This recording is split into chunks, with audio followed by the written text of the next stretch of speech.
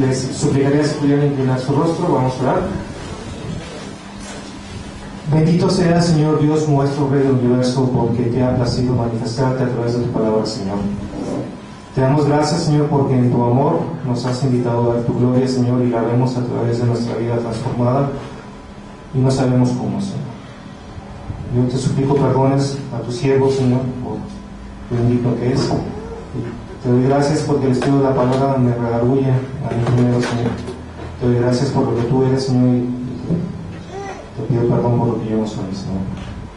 Yo te suplico que tu Espíritu nos guíe, Señor, hacia la verdad. Y te damos gracias porque en ti podemos encontrar consuelo, paz, amor y un propósito en ti. Ahora yo te suplico, Señor, porque tu Espíritu se mueva fuertemente en esta sala, que finalmente, Señor, Él nos convenza y nos lleve, Señor, hacia ti.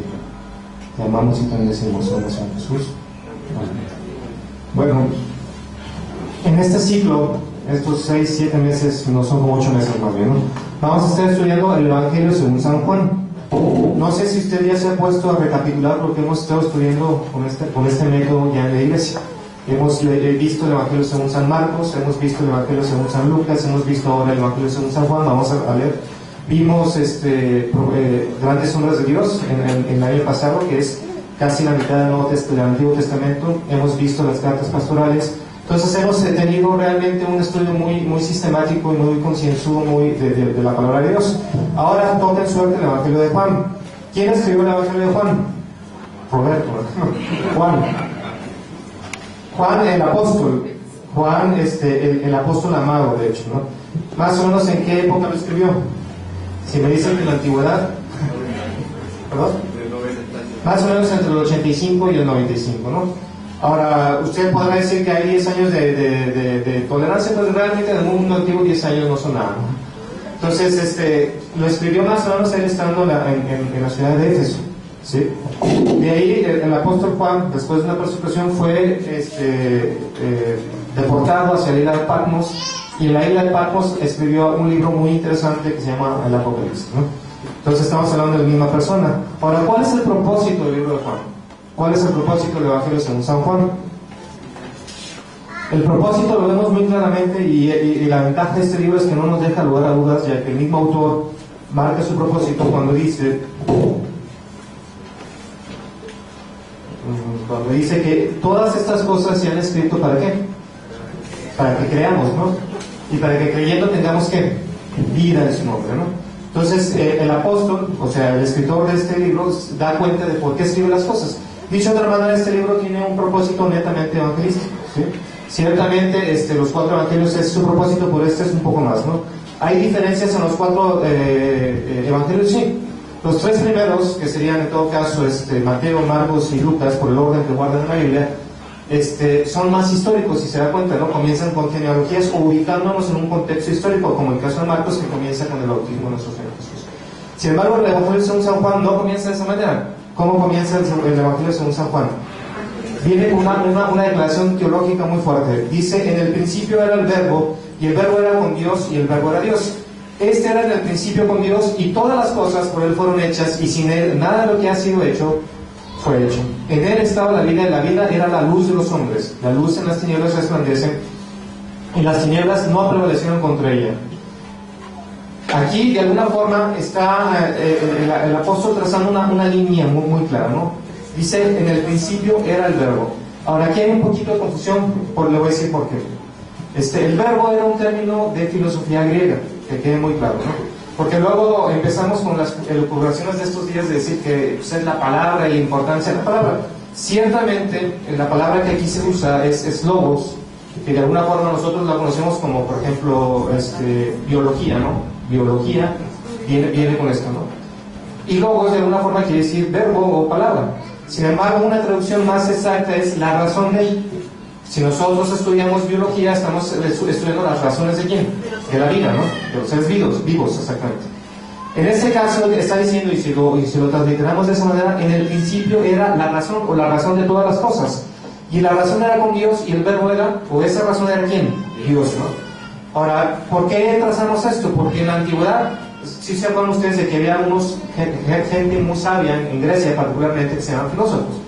Bueno, uno de ellos, Sócrates, Él se opuso al todo sistema de creencias de la antigua Grecia, que creían en dioses, el dios del amor, en Eros, por ejemplo, ¿no? Que es en el 14 de febrero lo ponen como un angelito, es así, ¿no?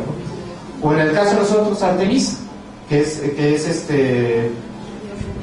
la que está en la Glorieta Minerva, que es la misma, ¿no? Entonces se da cuenta. Entonces ese tipo de dioses eran más bien una manera de animismo, es decir, fueron de alguna forma seres espirituales que después se constituyeron en personalidades antropomórficas, ¿no? Como si fueran hombres. Pero Sócrates se opuso a todo eso y dice, no, debe haber una razón que es la razón de todas las cosas. ¿Y sabe cuál fue el premio por ello? No, lo mataron a Sócrates, ¿no? Entonces, Juan estaba en Éfeso. Éfeso era un centro religioso y cultural muy importante. Entonces, en ese centro cultural, pues se había esa disputa, si el verbo, si la razón, si no sé qué, si era el personal, si no. Juan dice, eso no es así. Esa razón es Dios. Esa razón sustentadora y creadora de toda la vida es Dios. Dios es una persona. Y ese Dios se hizo carne y habitó entre nosotros. Ese Dios es ¿quién? Jesús. ¿Se da cuenta? Así es como comienza el Evangelio de Juan. Comienza de una manera teológica muy profunda.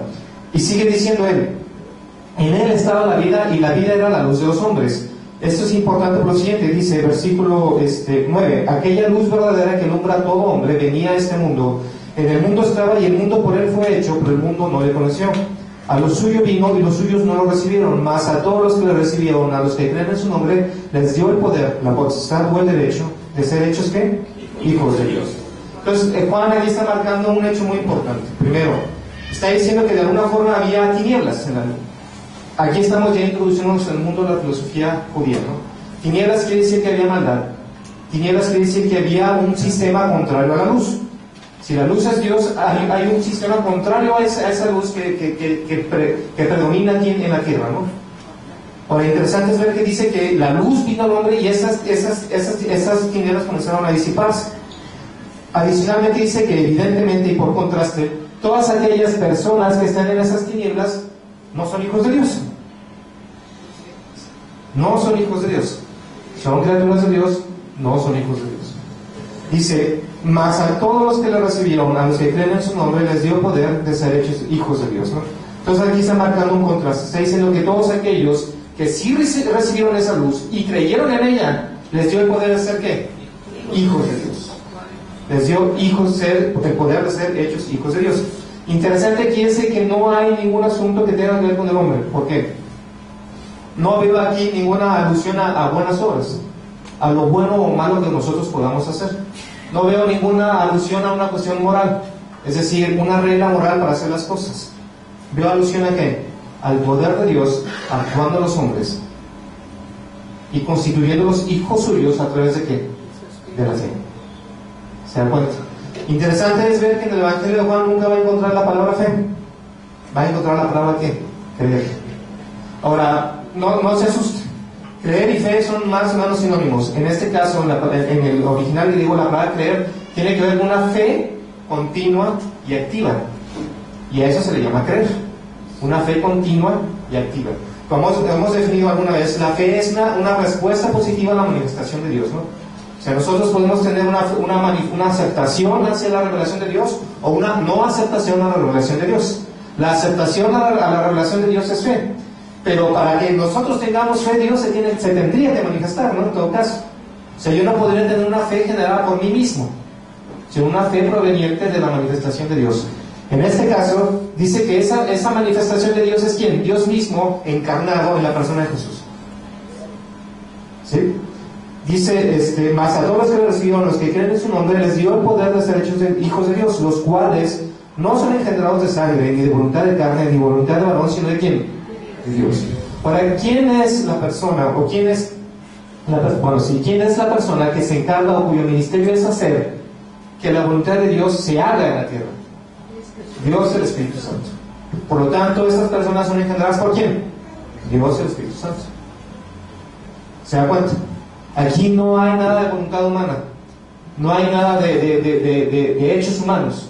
Aquí está la voluntad de Dios en todo su esplendor. Dice, y aquel verbo, Dios encarnado, fue hecho carne y habitó entre nosotros y vimos su gloria como la unigénito del Padre, lleno de gracia y de verdad. Juan dio testimonio de él y clamó diciendo: este es quien yo decía, el que viene después de mí, es antes de mí, porque era primero que yo. Entonces viene Jesús encarnado, y dice que nosotros vimos que su gloria como la del unigénito del Padre. Nosotros, Jesús invitaba a la gente a ver qué, la gloria de Él, porque viendo la gloria de Jesús, nosotros veíamos la gloria de ¿quién? Del Padre, de Dios. ¿Se da cuenta? ¿Se da cuenta? Ahora es interesante ver lo siguiente. Perdón, me equivoqué. Es importante ver lo siguiente. El libro de según San Juan, gracias, tiene 7 señales en la descripción del libro, o 7 milagros, y 7 declaraciones yo soy.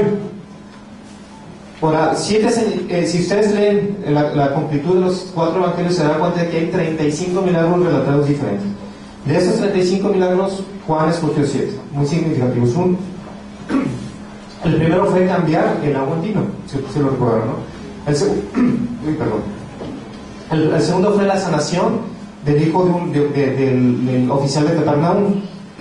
Después fue la sanación del inválido en el estanque de Bethesda. La cuarta fue la alimentación de 5,000 personas cerca del mar de Galilea. El quinto fue caminar sobre el mar de Galilea. El sexto fue la sanación de un ciego en Jerusalén. Y por último, el séptimo fue la resurrección de Lázaro. ¿Cuáles declaraciones yo soy fueron dadas por Jesús? En este caso dice: yo soy el pan de vida, yo soy la luz del mundo, yo soy la puerta de las ovejas, yo soy el buen pastor, yo soy la resurrección y la vida, yo soy el camino, la verdad y la vida, yo soy el verdadero vino. Ahora, las declaraciones yo soy tendrían que ver de alguna manera con el hecho de que Él es Dios, yo soy, el gran yo soy. Hay que